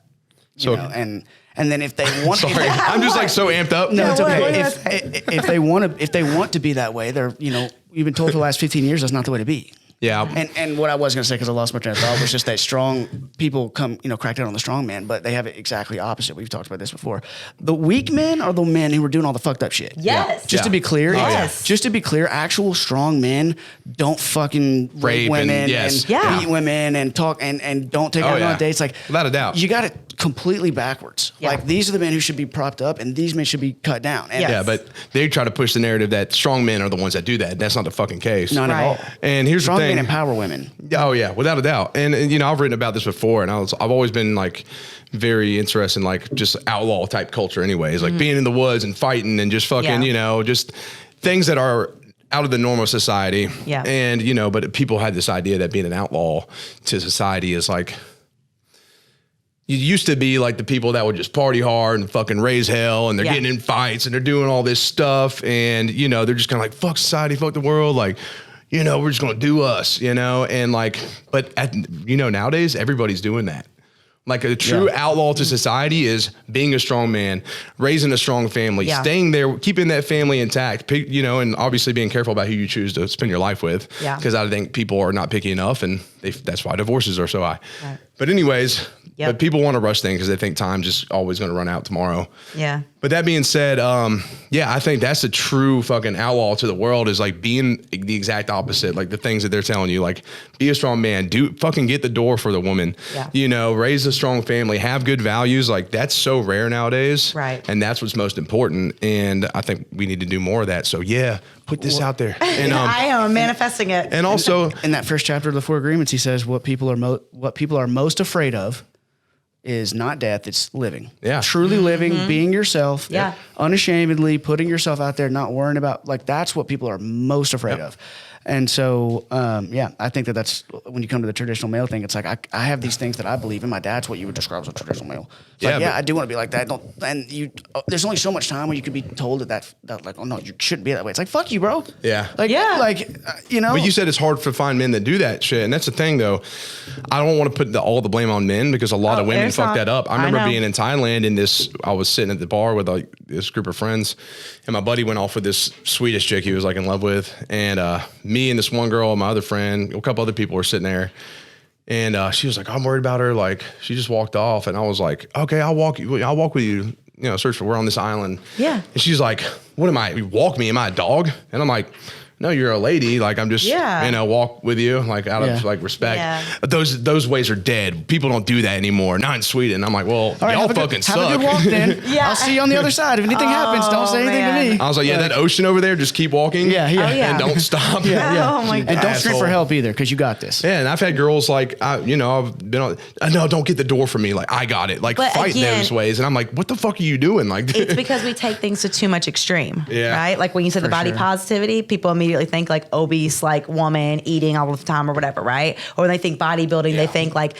vain, anorexic, this, whatever. Like, it's taking to extremes, And so I think that I know you can be an independent woman. Like, whenever I've had someone walk me and like they'll walk on the side that's closest to the the cars and stuff, I'm like, I do that with my dog. It's like me being like, oh, like, yeah, that was sweet. Like, that was a moment that I'll always remember, and it was just a little thing, right? It was just a little, just like pushing me to that, because I was there like, I do that shit every time, because I like live on the like, and it's not to oppress you. No, exactly. There's nothing about that's to like, I'm the man and I could take the hit from the car better than you could. No, it's like, exactly. No, one of us is going to get hit, then I would rather be me, because you're more important. So I know that a lot of times, because insecurity plays on both parts, it plays on men and plays on females, right? So like for us, like I know that we have allowed things to happen. When people are mad at that, like, oh, well, that man does all these things and whatever, I'm like, well, has anyone ever told him to stop? Yeah. Or has anyone ever like talked like in a nice way to say like, hey, like that bothers me. Yeah. Right. Like I've been in a gym for forever, right? Like in the gym setting.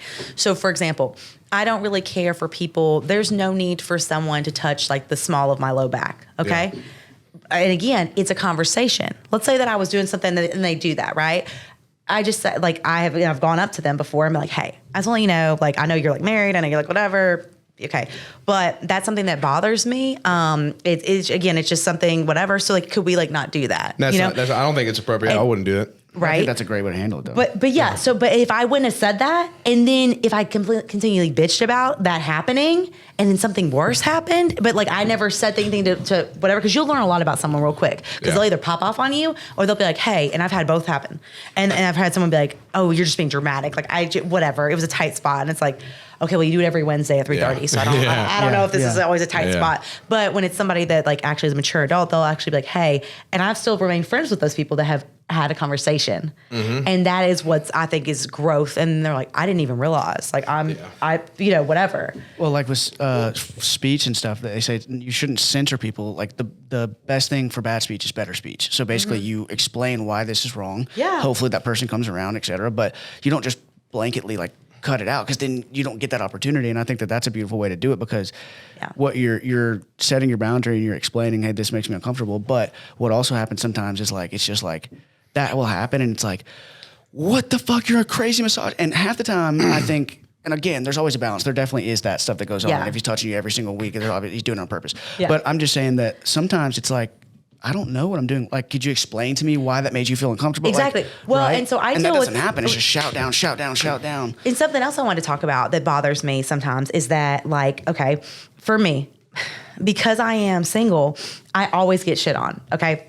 Like, for example, with like a lot of the guys that I have mentioned that I'm like good friends with or whatever, all are married or in relationships. Okay. But because I'm single, it always can come, or a lot of times it comes across as a threat, or like the other partner has an issue. And so I've had to have multiple conversations with multiple partners being like, hey, like, like he's just been talking about you a lot, or this has been happening or whatever. It's like, I can't help that. And like, I'm sorry that came across. I lost a client because of that shit was crazy. Oh, really? Yeah. That shit was crazy. Yeah. So again, but it's like, and then on the other side, like I've had things happen where like a girlfriend, like her like husband didn't want her to go do something with me because I was single. And I was like you're going to fucking stab her with a vaccine that's going to make her go crazy. Well, or that I'm going to like persuade, be like, oh, like, let's get some guys. That's what I mean. Let's whatever. Like, as soon as she walks in the door, door, that's not even my but that's not my character. Yeah. So if you act like you know me and you really do, then you would know that I'm not, do you know how many times I've had to look at someone and be like, I'm not interested in your man? And like, and again, they don't know my life, they don't know whatever, but it's just so frustrating because it's like every which way you go, it's like, so it's like, well, okay, well, if I can't talk to my guys, or like my friends, because like that could be that way or whatever. So it's just like a hard dynamic. There's also that mutual respect. And one, they said that shows that they don't have much like trust in their partner. Insecurity, right? Like you were saying. It's insecurity, but like, it's like she and I've talked about it. I mean, like we honestly love doing everything together, but she wanted to go out with her friends. Like she's not going to go out. We're not going to put ourselves in situations either. Like I'm not going to go out with a friend that loves just hunting down women. Yes. Because like, that's just a respect. Like, exactly. Obviously I can be trusted, but still I don't want to put myself in that position and vice versa. Right. And like, if she wants to spend time with you genuinely and he trusts her, then he's gonna be, oh, well, my wife has good character value, And my thing is like, I'll own it. Like if it is something or whatever, like if I did cross the line or something like that, like you tell me like, cool, like let me know, whatever. But it's just like 9 times out of 10, it's always like some situation where I'm like, dude, I was just being myself. Like I was just like, whatever. So I have to always be mindful of that too. So there's just so many dynamics that go through with everything, in gym settings and just in being an entrepreneur and like being on your own and whatever. And it's so annoying because then it all comes back to, well, if you were just in a relationship, and it's like, whatever, you know what I mean? Yeah. Like that's not, don't put that on me either. Yeah, it's kind of lame. But it is what it is. And back to what you said, I did want to touch on, because you said it's always the extremes, like with the bodybuilding, like anorexic or like body positivity is always extreme. Like, oh, just eat everything and be happy. Yeah. No, but the extremes is the only thing that get highlighted.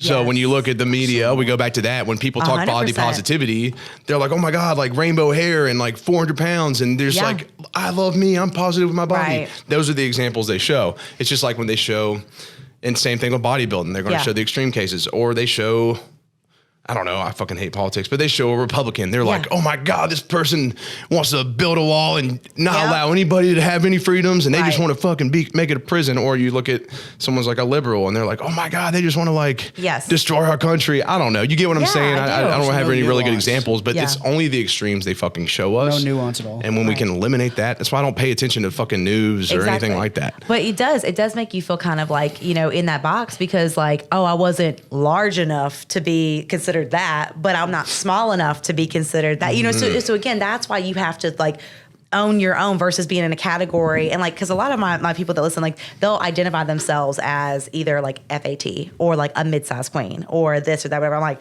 nah, like, you know what I mean? Like, there's a balance to it. Yeah, like this is like my body's my body. I'm not trying to be in any category, not trying to be seen as whatever. Like if somebody, like my version of success is that I can share my story and showcase to people that truly that you can be whatever you want to be. Yeah. No matter the size. Like don't let it define you. Like, and again, I believe in being healthy. I believe in like movement, you know, all these things, but no matter what, like just stop letting society define you. But it seems like everyone that like says they want that are still letting society define them. Yeah. Just try to be better. Yeah. It's that simple. Have you dealt with clients like that thought that you were just going to like tell them everything's cool? We're right on time. Like, what do you mean? We're almost there. But what do you like saying? like have you ever like had people misunderstand your message to where they felt like you weren't gonna like hold them accountable or something? Like you were just mentioning like you'll have people text you and say like, oh, mid-sized queen, you'll have to like say it to them like, hey, look, you know, whatever, like you'll have to. So have you ever had like a situation where somebody thought that was your message where like, you know? Yeah, I mean, I've had certain people work with me because I became a bodybuilder. I've had some people work with me because of strongman. I've had different seasons of life, but my whole message is always stay the same. And I try to just really be mindful of, I hate storms. I was like, is the Did you really? Yeah. I was like, is the them. building coming down right now? Nah, I saw the flash. But I saw that too, but I thought it was the light. Now that I'm thinking about it, there's not a light over there, so I don't know. But Sorry, I try to, no, you're good. I try to always create the same language around everyone. Like, we're not going to address ourselves like that. Like, we're not going to say that we're FAT or whatever, or like, you know, or I'm a lazy, da-da-da-da-da. It's like, no. Stop the negative self-talk. Like, you know, that's not where we're at. But like, I have had people like come into me and like they train with me and like they don't train with me anymore, but like have said like hurtful things, like especially during my prep and stuff, of being like, you know, looking at me and be like, oh, well, you don't look as like small, or like you don't look as small as you did last week. Or like you don't look as lean as you did before. And like, yeah, very like weird for people that hired you to train them. Hey, see that traffic out there? Walk in front of it. Yeah, what the fucking again, assholes. But again, I've dealt with so much verbal abuse and body shaming my whole life that like I know how to handle that. So again, it is a conversation, but it is one of those things of like redirecting. And I know that that's a projection of how they feel, right? Yeah. And so again, if that, I don't ever want anyone to feel like I am coming off as threatening or this or that or whatever, because again, I am just trying to help you to see that like beauty in your own eyes, like for yourself. Oh, without doubt. You know? Yeah, I love it. Well, so we are getting low, towards the end of this. I mean, it's been fucking great conversation. Yeah. But is there a place you want to finish off? Is there anything you want to say that's like I mean, we kind of covered a lot, you know? Yeah. I mean, and I feel so much better. Yeah, I mean, this is kind of therapy too. You know, I feel like honestly, a lot of these conversations are therapeutic as shit. Like, I gained so much from a lot of the conversations we have on here. It's super cool. Yeah. I shared with him the other day a video, like it was actually Jordan Peterson who I was going to bring up, but we don't have time. But and he was talking about like just the power of podcasting and this kind of thing, and it's really incredible. I don't think that we really understand what we're doing yet. Yeah, honestly, you really want to ask me? Like, I really don't think that we properly understand the magnitude of what we're doing right now. Yeah, like, bro, we talked about the legacy project. I was thinking about that the other day, bro. Could you imagine if I had 500 episodes of podcasts from my grandfather that he did that I could go back I and love watch? that. You know what I'm saying? Like, that's an insane thought, but the reality is your kids actually are going to have that. Yeah. So we do not understand yet. Oh yeah, the magnitude of what we're doing. Like my great grandchildren, like when I'm gone, they're gonna be like, "Oh fuck!" My and they're also gonna be grandfather was pretty was a badass, wild dude. Like what the hell? They're gonna be they're gonna watch you navigate through things. They're gonna watch you in here talking about things that maybe they're dealing with 80 fucking years from now. Gives me chills thinking about it. Like that's because that could be so fucking cool. Well, I think it made me cry when I listened to that on the episode. You know what I mean? Because it was so beautiful in that. What about the legacy project? Yes, and there are things too that I want everyone who listens that it understands that. Like I think we have these things of like you're like, okay, well when we make it, but like what is that? You know what I mean? Like the success of the world is not what you're going by. So really the success is just what your success is. Right. Yeah. So that is all you have to worry about, which still can be overwhelming. But I will say that I don't know. I feel like the other day I put up a video of me working out and I was like, I'm definitely not my leanest. I'm in my improvement season, whatever. And I was like, yeah, I'm just going to put it out there because again, you know, I'm running through stuff and stuff like that. And I can love my body throughout no matter what size. And this woman who I'd never heard of, I didn't even know she's a follower or whatever. She was like, man, like, I'm so glad to see another woman like own her like strong arms. And she's like, I have like big arms and like, you know, I'm going to start loving them too. Or something in the comment. Most people like DM that to me and then I see it. But like to see it out there, I was just like, I knew that, I like, no matter when you start to be like, oh, I don't know if like this post will really help anyone or this will do whatever. It's like, it does. So every episode y'all do will help someone. And as long as you keep that in your mind, that it's like one person's being helped by, or like same thing for me, like, when listening to you guys and whatever, like it does help. And that is why podcasting is so important and so cool. And it will make people who do feel alone feel like they're a part of something. Well, I think that we're both pretty proud of the reactions that we usually get by the end of the episode. Everybody's like, God, that was fucking fun. Super hyped up. But we're usually like, yeah, same. Yeah. Like, it's not it's a fucking blast. Again, it's all very genuine. Oh, God, I love it. This is like my favorite project. So, yeah. I love it too. Awesome. I love it too. And just the people I've had on, I love them all. Yeah. So grateful. Thank you. Oh, hell yeah. And I do think that that's again, like we talked about earlier, there is like somewhat of like a war on excellence. It's like, you're not allowed to just be confident and be yourself and be, But let's break that down. Yeah, exactly. Push through that shit. That's bullshit. Yeah. Those are, again, weak people who don't want you to go to battle to begin with, so they try to cut your legs out before you can even start. Mm-hmm. Yes. Or they don't want true change to actually happen. Because then that would reflect badly on them, because they're not doing shit. Yep. Right. So it's easier to, instead of trying to beat you in the battle, they just try to prevent you from going to battle to begin with. Yep. Hey, I'm ready for war. I know. That's what I was about to say. I'm right there with you. Always. But all right, well, shit. I guess we'll close out, and we're just gonna have to do this again, Dani. I know. I love it. We'll make it happen. Thank you so much. much. It was a pleasure having you. It was really cool to get caught up in a totally different way. I mean, last time, obviously, we heard your whole story. But this just unraveled so many different things, Well, again, it's real because it's what you're really going through right now. Yeah, and I've got a better understanding of your brand and what you do, but it's just a better understanding of you as an individual and like what's deeper. And like, I love that. So thank you for being here. It meant a lot. I mean, this is a great start to the 2023 podcast year. Hey. Oh, yeah. Thank you so much for having me. I love it. All right. Well, I got anything else? We'll see you guys next time. Rate, review. If you want to be a sponsor for the show, please reach out to me or Joe. Yep. And we'll see you next time, I suppose. Thank you. Have a good one. Woo. Yay. That was fucking great. Yay, that was so good. That went so well.